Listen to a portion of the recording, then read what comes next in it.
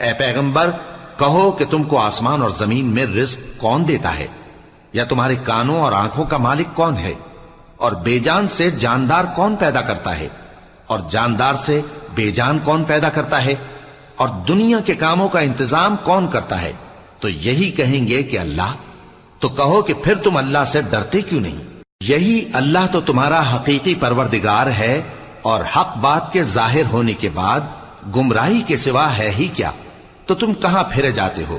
اسی طرح اللہ کا ارشاد ان نافرمانوں کے حق میں ثابت ہو کر رہا کہ یہ ایمان نہیں لائیں گے۔